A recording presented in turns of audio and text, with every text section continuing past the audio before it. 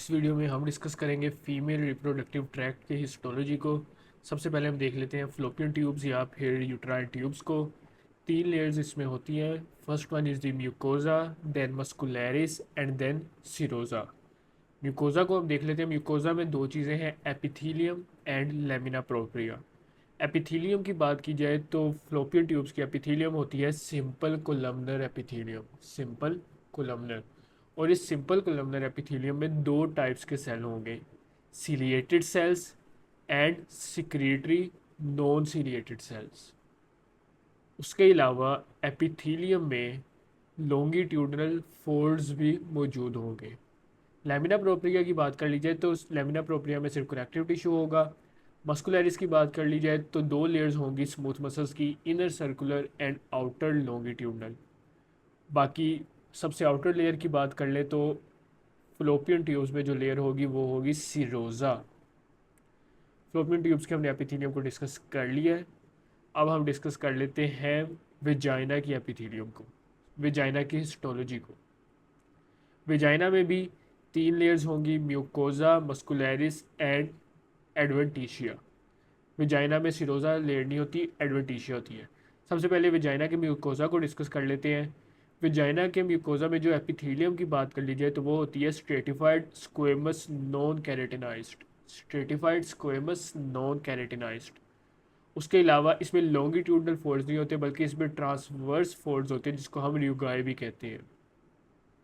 उसके अलावा इसकी एपिथीलियम में कुछ कैरेटोहायलिन ग्रेन्यूल्स भी मौजूद होते हैं।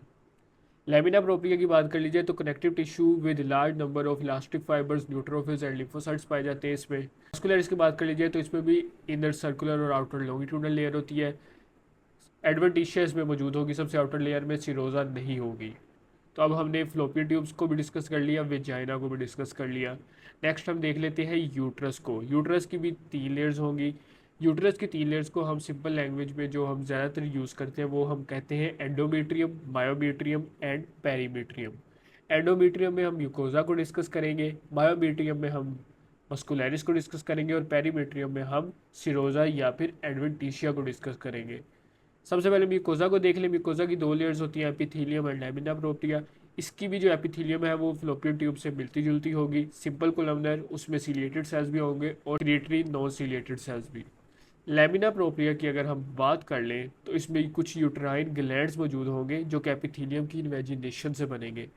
उसके अलावा इसके लैमिना प्रोप्रिया के 2 जोन्स होते हैं। सुपरफिशियल जोन होता है उसको हम कहते हैं फंक्शनैलिस, जबकि जो डीप जोन होता है उसको हम कहते हैं बजैलिस। ये जो फंक्शनैलिस है ये वो जोन है जो हर मेंस्ट्रुअल साइकिल के स्टार्ट में स्लफ्ड ऑफ हो जाता है।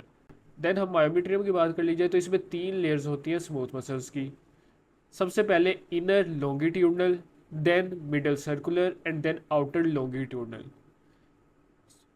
पेरीमेट्रियम की बात कर ले तो इसमें लोअर पार्ट में एडवेंटिशिया मौजूद होगा जबकि अपर पार्ट में सिरोजा होगा।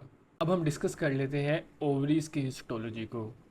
ओवरीज जो होती हैं वो कवर्ड होती हैं with simple cuboidal epithelium, simple cuboidal epithelium which is also known as germinal epithelium. अगर हम क्विकली रिवाइज करना चाहें तो यूट्राइन ट्यूब्स की जो एपिथीलियम थी वो थी सिंपल कोलमनर।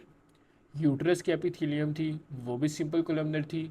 वेजाइना की जो एपिथीलियम थी that was simple squamous non keratinised. अब ओवरीज की एपिथीलियम है सिंपल क्यूबॉइडल एपिथीलियम। अब जो ओवरीज होती है इसके 2 जोन्स होते हैं, outer cortex and deep zone is called medulla.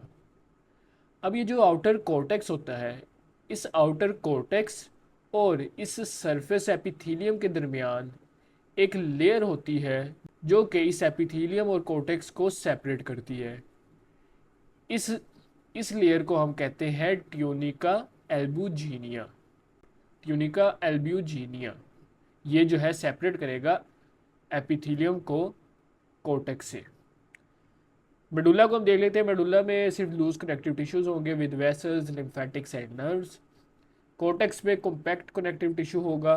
Cortex के अंदर ही स्कैटर्ड स्फेरिकल बॉडीज होंगी जिसको हम ओवेरियन फॉलिकल्स कहते हैं।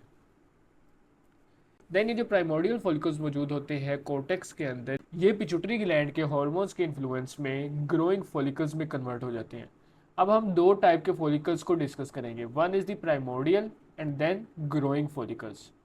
जो प्राइमोर्डियल फॉलिकल्स होते हैं ये सिर्फ चिल्ड्रन में पाए जाते हैं, जबकि जो एडल्ट फीमेल्स होती हैं उनमें प्राइमोर्डियल भी पाए जाते हैं जबकि ग्रोइंग फॉलिकल्स भी पाए जाते हैं। सबसे पहले प्राइमोर्डियल फॉलिकल्स को डिस्कस कर लेते हैं।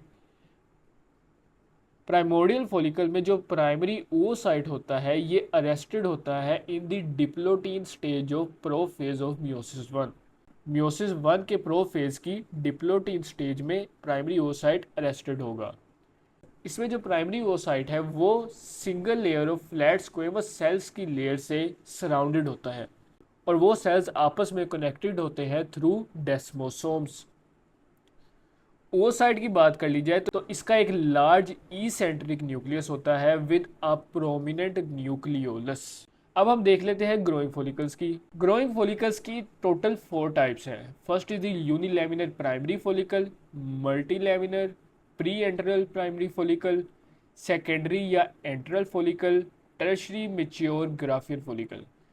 यूनिलेमिनर प्राइमरी फॉलिकल की बात कर ली जाए तो इसके अराउंड एक लेयर होती है अमोर्फस होमोजीनियस मटेरियल की, जो कि प्रेजेंट होगी oocyte और ग्रेनुलोजा सेल्स के दरमियान। इस लेयर को हम कहते हैं जोना पेलुसिडा। इस स्टेज के दौरान ओवम का साइज इंक्रीज करेगा, ओवम के अराउंड जो सेल्स होते हैं उनका नंबर भी इंक्रीज करेगा और जो सेल्स प्रेजेंट होते हैं वो क्यूबॉइडल हो जाते हैं। मल्टी लेमिनर या प्री एंट्रल प्राइमरी फॉलिकल की बात कर ली जाए तो इसमें थीका इंटरना और थीका एक्सटर्ना की लेयर्स आ जाती हैं। थीका इंटरना का काम क्या है, ये क्यूबॉइडल सिक्रेटरी सेल्स होते हैं और ये सिंथेसाइज करते हैं एंड्रोस्टीन डायोन को, जो कि ग्रेनुलोजा सेल्स के पास जाती है और वो सेल्स इसको एस्ट्रोजन में कन्वर्ट कर देते हैं जिसको हम एस्ट्राडायोल कहते हैं। थीका एक्सटर्ना की बात कर ली जाए तो इसमें सिर्फ फाइब्रोब्लास्ट, कोलेजन फाइबर्स और स्मूथ मसल फाइबर्स होते हैं। सेकेंडरी या एंट्रल फॉलिकल की बात कर ली जाए तो इसमें एक क्रीसेंट शेप्ड कैविटी प्रोड्यूस हो जाती है जिसको हम एंट्रम कहते हैं। देन यहाँ पे बात की गई है लिक्वर फॉलिकुलाई की। ये एक एक्सुडेट होता है प्लाज्मा का के स्टार्टम ग्रेनुलोजम के दरमियान क्लेफ्ट्स में प्रेजेंट होता है।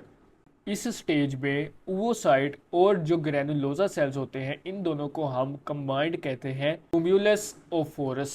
देन हम बात कर लेते हैं टर्शरी मैच्योर ग्राफियर फॉलिकल्स की।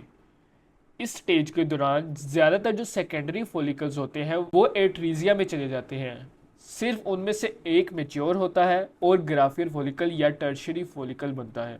जो सेल्स ओवम के अराउंड प्रेजेंट होते हैं वो इलोंगेट हो जाते हैं और बना देते हैं कोरोना रेडिएटा।